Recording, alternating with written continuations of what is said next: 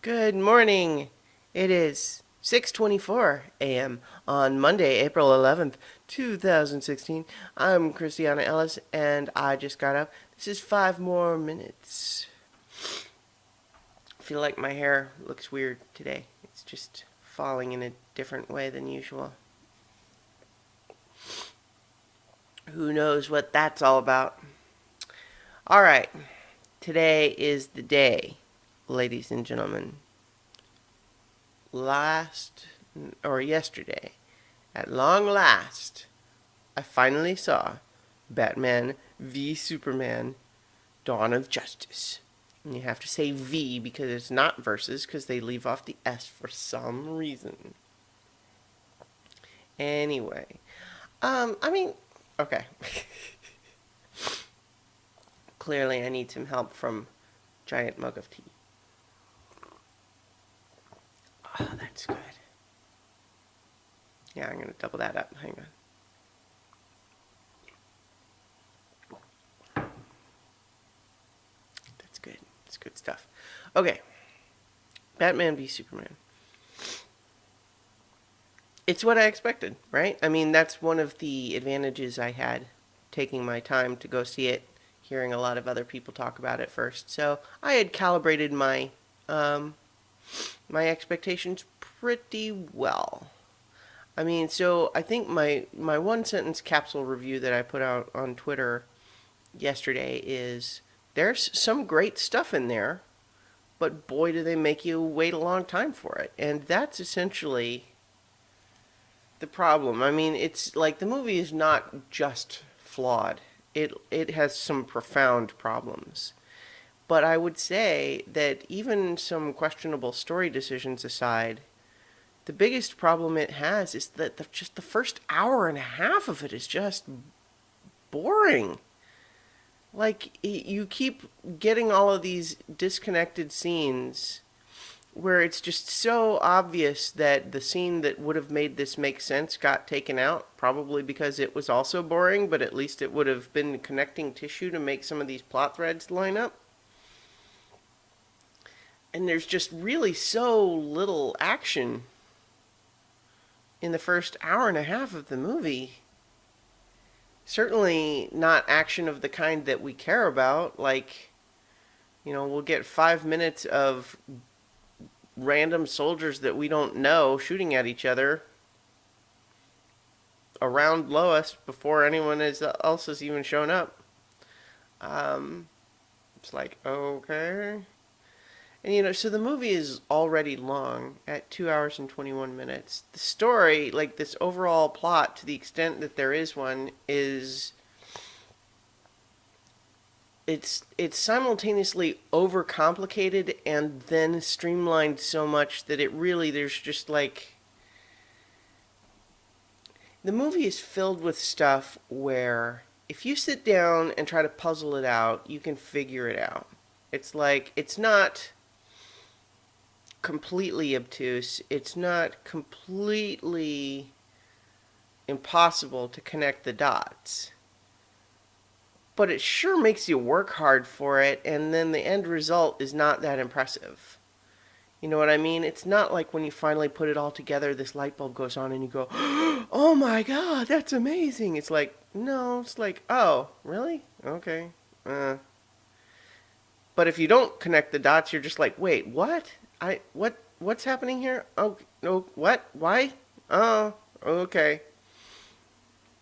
And it's just there's a lot of stuff where like we have like multiple scenes with Lex and this senator who's running the Superman hearings and is like, "Oh, are you going to block my import license?" "Yes, I'm going to block your import license." "Well, you're the chairman of the Superman committee. You don't want to look weak, do you?" "Well, I don't think so. I'm not going to look weak because I'm not weak. But I'm mad now because you're going to block my import license." And I'm just sitting through some of this, just going, I sure hope some of this pays off at some point, and then it does, kinda. It's really it's bizarre because I kind of was expecting like the tone. That's like what I've talked about before. This idea that it's just sort of a darker take But that's really not even, this is not even the movie's worst problem. Not by a long shot. The movie's worst problem is just that there's huge chunks of it that's just like, who cares? Now, the movie does have some great stuff in it. And I was not, kidding when I said that. I think Ben Affleck does a great job as both Bruce Wayne and Superman. I think that especially a lot of his action sequences are just great stuff. I think some of the best Batman action we've ever had, ever. I don't mean in a while, I mean like ever. Now, that said, it's a little bit disconcerting that he just kills people just left and right. Especially just, I mean, Batman not killing is like enough of a profound element of his character that like, I mean, it's a whole fan debate, the idea of should he kill the Joker because the Joker just keeps breaking out and killing more people. So isn't his code against killing something like that? And I mean, it's a thing about Batman. It's not just some incidental part of his character. It's like part of what defines the character. But not in this movie, no. And Zack Snyder apparently has just sort of taken the approach, well, he's killed people in comics before, and it's like, well, yeah, I guess, but it's like those examples are mostly notable for how they are departures from his normal operating procedures. Um, but no, he just kind of cavalierly does it. Like there's a whole sequence Batmobile chase, which is very exciting, except it's a little bit upsetting when he's just like, oh sure, that car blows up now. Yep, that car has the Batmobile like land on top of it. Just and then later, uh, like so there's a dream sequence where he's just straight up shooting people. But then even later, there's like non-dream sequence section where he uses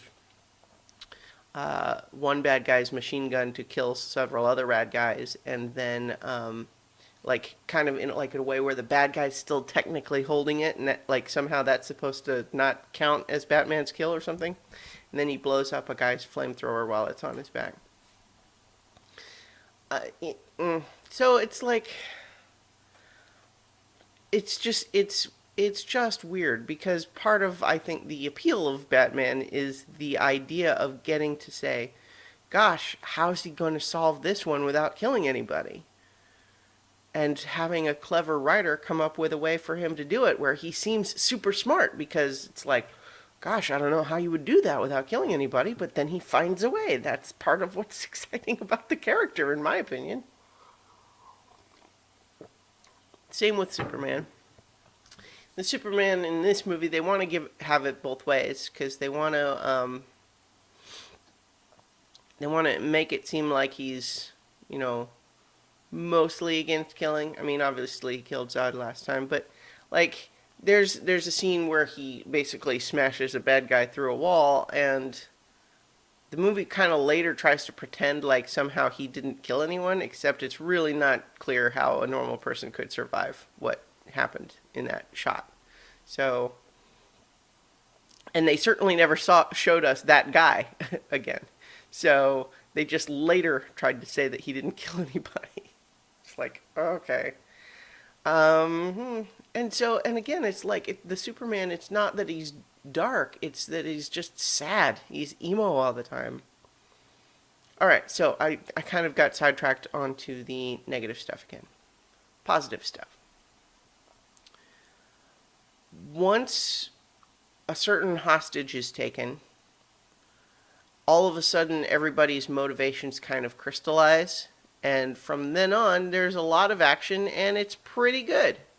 And by the time I'm watching like the last, half an hour, 40 minutes or so, I'm like, okay, finally. This is a movie called Batman v Superman. Why did it take this long for us to see some fighting? But like some of the action there is just really great and stylish and exciting. When Wonder Woman shows up, she's awesome. I think pretty much everybody's been saying that. is true. I mean, it's not much of the movie, but the action is good. Like pretty much, and it's like it's just this vision of what the movie could have been. There's a really a lot of people have been spoiled already, but I won't get into the details of it. But the thing that finally gets Batman and Superman to team up again, that's not a spoiler. Well, I guess technically it is, but if you didn't think that was going to happen, I would question what you, what kind of movie you thought this was. So the detail though of how they finally stop fighting and team up was pretty weak. I thought. I mean, yeah. So I didn't especially like that bit, but there's just like I said, once we're actually in the thick of the real fight, a lot of that stuff I thought was really great. In particular, there's one sequence that I really liked where Superman's been weakened by kryptonite and Batman's in his bat armor and he's going punching him, pow, pow, and then because he's been weakened, he's taking the hits. He's but it starts to wear off, and so then you can see Batman's punches doing progressively less damage until he's just like thunk, and Batman, Superman's chin doesn't move at all, and he's just there's great stuff in this movie, but boy, just ugh.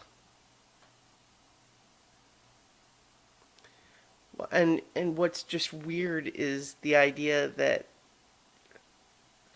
I can only imagine that this mythical 3 hour version, this R-rated version, my guess is that it's just going to be more stuff that will smooth out some of the plot bumps that don't make any sense right now,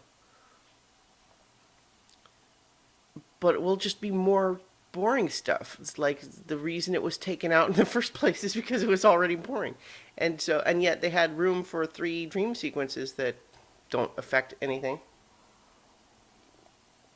And of course the idea that all of the setup for some future Justice League movie, which is honestly felt very out of place in the movie. Like it doesn't work within the movie. It feels very forced. Also, none of it feels critical. Like zero of the setup feels like it had to be there. Like even for some future movie. Like there's nothing that's actually communicated to us that feels critical to some future story. Like any of those stories could be whatever they're just going to be, and I think it would not be a problem. People were not going to be confused because they missed whatever this setup was.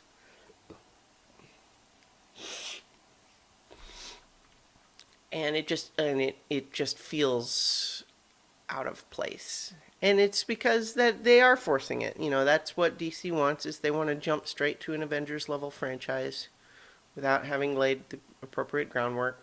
It's very transparent. All right, I'm going on and on at this point. So, final read on Batman v Superman. If you have not already made a point of going to see it, I would say I don't know that you need to bother going to see it in the theater. You can wait.